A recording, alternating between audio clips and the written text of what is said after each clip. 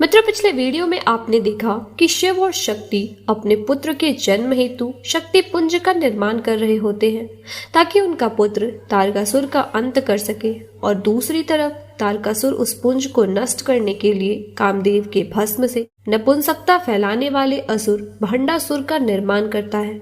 अब आगे तारकासुर कहता है, भंडासुर की उपस्थिति में कोई सृजन नहीं हो सकता, बस कुछ पल की हमारी प्रतीक्षा और फिर पार्वती के वर्षों की प्रतीक्षा फिर से भंग हो जाएगी, जब भंडासुर उसकी संतान को इस संसार में आने से रोकेगा।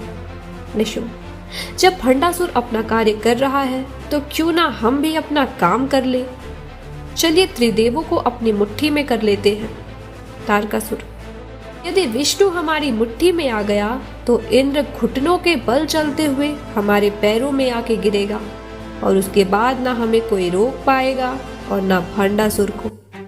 इधर दूसरी तरफ अमरनाथ गुफा के बाहर इंद्रदेव गुफा की रक्षा कर रहे थे। इंद्रदेव, हमें किसी भी स्थिति में भंडासुर को रोकना ही होगा, नारायण का आदेश है। महादेव और माता पार्वती ध्यानावस्था में हैं। यह हम सबका कर्तव्य है कि हम उनके एकांत को भंडासुर से सुरक्षित रखें ताकि वह इस पवित्र गुफा में प्रवेश ना कर सके। यह कहकर इंद्रदेव गुफा के बाहर माया जाल लगा देते हैं ताकि कोई असुर उसे देख ना पाए। कुछ देर बाद गुफा खोजते हुए वहां भंडासुर आ जाता है। वह वहां इंद्रदेव पर प्रहार करने लगता है। तभी वहां देवी रति आती है। भंडासुर कहता है, मूर्ख स्त्री, मार्ग छोड़। रति, जानती हूँ कि मैं तुम्हें नहीं रोक पाऊंगी, परंतु जब तक मैं जीवित हूँ तुम्हें महादेव और पार्वती के सृजन को रोकने भी नहीं दूंगी। भंडासुर, तो समझो जीवन समाप्त हुआ तुम्हारा। फिर इंद्रदेव अपने वज्र से उस पर प्रहार करके उसे फिर से भस्म बना देते हैं। इधर तारकासुर नारायण, देवी लक्ष्मी, देवी सरस्वती और ब्रह्मदेव से युद्ध करने लगता है। तारकासुर कहता है, मेरी शक्ति को ललकारते हो देवो, पहले लक्ष्मी, फिर सरस्वती और फिर वो पार्वती, ये सब मेरी दास बनेगी। इधर महादेव और महाकाली के पुत्र के शक्ति पुंज का सृजन हो जाता है। तब इंद्रदेव अमरनाथ गुफा के ऊपर लगाए अपने माया जाल को पुनः हटा देते हैं। इंद्रदेव देवी रति से कहते हैं, देवी, आप कामदेव का भस्म लेकर यहाँ से प्रस्थान कीजिए। रति जब कामदेव का भस्म लेने गई तो वह पुनः भंडासुर में बदल जाता है। भंडासुर, मेरे भीतर महादेव की क्रोधाग्नि समाई हुई है, कोई भी प्रहार मुझे समाप्त नहीं कर सकता। और फिर वह हंसने लगता है। इंद्रदेव अग्निदेव से कहते हैं, महादेव के सृजन की रक्षा कीजिए अग्निदेव, शीघ्र ही जाइए। अग्निदेव महादेव और महाकाली की ऊर्जा पुंज लेकर वहां से चले जाते हैं ताकि उसकी रक्षा हो सके।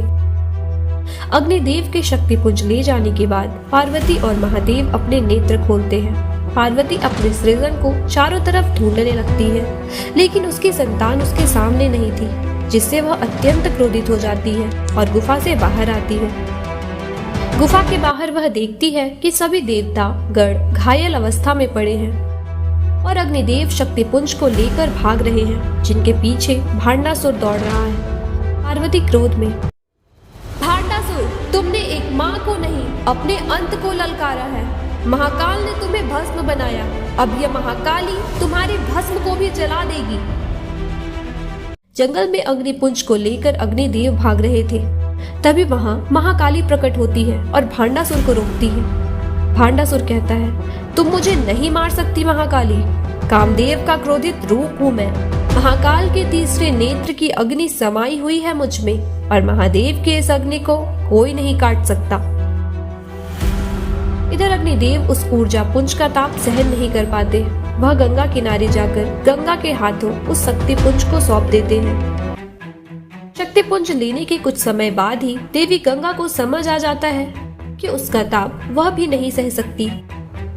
वे कहती है, इस ऊर्जा का ताप तो मुझसे भी सहन नहीं हो रहा, परंतु अपनी बहन के इस अंश की रक्षा तो मुझे करनी ही पड़ेगी। इधर महादेव भंडासुर को जब देखते हैं तो वह क्रोधित हो जाते हैं और फिर से उनका तीसरा नेत्र खुलने लगता है। तभी उन्हें माता पार्वती शांत करती है। पार्वती कहती है, भंडासुर का अंत अवश्य होगा देव, और उसके अंत तक उसे मैं पहुंचाऊंगी। एक माँ का गर्व एक भांड पर विजय अवश्य प्राप्त करेगा। इधर देवी गंगा अग्निपुंज को लेकर दूर जा रही थी। तभी भंडासुर उनसे शक्ति पुंज छीन लेता है और उसे नष्ट करने की कोशिश करने लगता है। तभी वहां भगवान शिव, माता पार्वती और अन्य सभी देवता आ जाते हैं। भंडासुर महादेव से कहता है, हमें भस्म किया था ना शिव, अब तेरे सृजन को मैं भस्म करूंगा। पार्वती कहती है, मूर्ख, तू एक माँ को कमजोर समझता है। हर माँ एक महाकाली है, मेरे अंश को हानि पहुंचा रहा है ना। तेरा अंत माँ का एक ऐसा स्वरूप करेगा जिसके बाद फिर कभी कोई एक माँ को कमजोर नहीं समझेगा। तेरा अंत तो निश्चित है भांडासुर। फिर देवी पार्वती देवी ललिता त्रिपुर सुंदरी का रूप धारण करती है। भांडासुर हंसते हुए कहता है, मेरा नाश तेरे बस में नहीं, क्योंकि मेरा तो शरीर ही नहीं है, मैं तो केवल एक भस्म हूं। देवी त्रिपुरा सुंदरी, अवश्य, परंतु शरीर पाने के बाद क्या करोगे?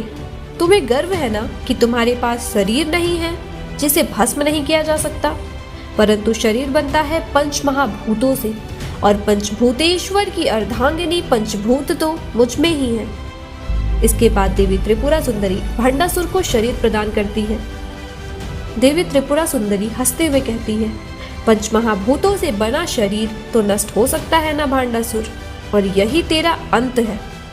इसके बाद देवी त्रिपुर सुंदरी अपने बाणों से तीर छोड़ देती है, जिससे भंडासुर जलकर भस्म हो जाता है, और इस प्रकार भंडासुर का अंत हो जाता है। मित्रों, आज के लिए बस इतना ही। हम मिलेंगे आपसे अपने अगले वीडियो में, तब तक के लिए अपना ख्याल रखें। जय महाकाली।